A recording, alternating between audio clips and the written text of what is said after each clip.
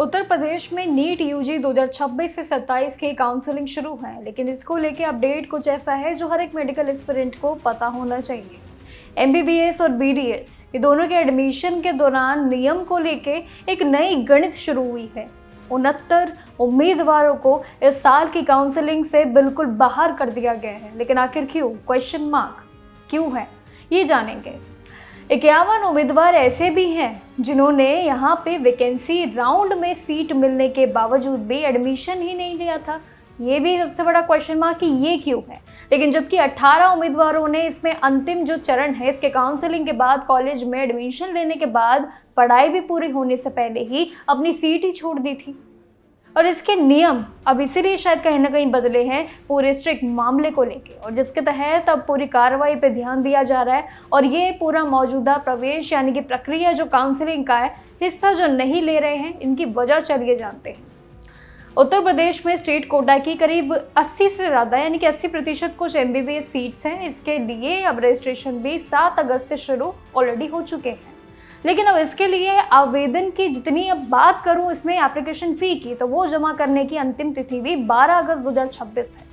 लेकिन जो भी उम्मीदवार नीट यूजी 2026 में सफल हुए हैं, जो भी उम्मीदवार सक्सेसफुली हो पाए हैं, इसमें ऑफिशियल वेबसाइट पे लॉगिन करके अपना रजिस्ट्रेशन कंप्लीट कर सकते हैं। That is very important. But इसके लिए भी उन्हें हाई स्कूल और साथ ही इंटरमीडिएट की मार्कशीट ज़रूरी है, क्योंकि उसी के अकॉर्डिंग सारा साइकिल आपका चलेगा। रिजर्वेशन सर्टिफिकेट होगा, डोमिसाइल सर्टिफिकेट होगा, ये अपलोड करना इम्पॉर्टेंट होगा क्योंकि यही अनिवार्य नियम इस बार है। बट इन सभी डॉक्यूमेंट्स के अलावा भी ऑनलाइन वेरिफिकेशन भी एक बहुत इंपॉर्टेंट है, एक अहम कार्य है।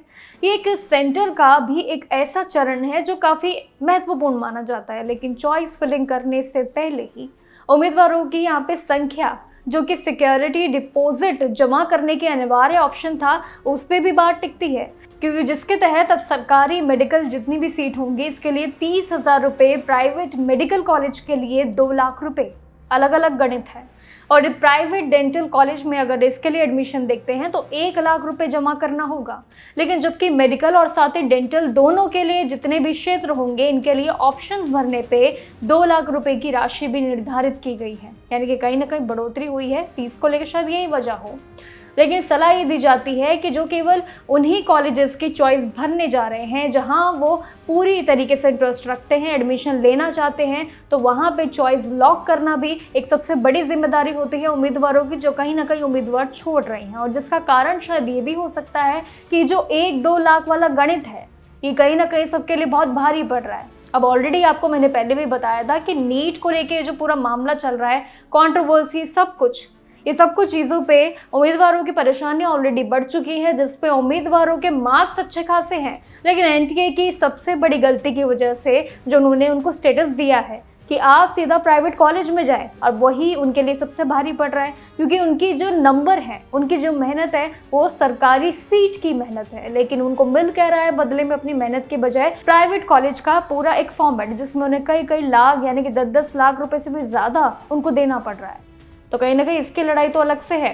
लेकिन अब मेडिकल सीट्स में जो कटौती देखने को मिल रही है, सीट्स जो लोग खाली छोड़ के जा रहे हैं, ये भी सबसे बड़ा एक महत्वपूर्ण क्वेश्चन मार्क है। और जिस पे ऑलरेडी सरकार बहुत सारी सीट बढ़ा रही है, एमबीबीएस की भी, बीडीएस की भी, लेकिन इसके बावजूद भी लोग इंटरेस्ट ही नहीं दिखा रहे हैं। इसके पीछे भी वजह क्या है ये हमें कमेंट सेक्शन में ज़रूर बताएगा कि आपकी सोच क्या है। बाकी जानकारियों के लिए देखते रहिएगा जागरण न्यूज़।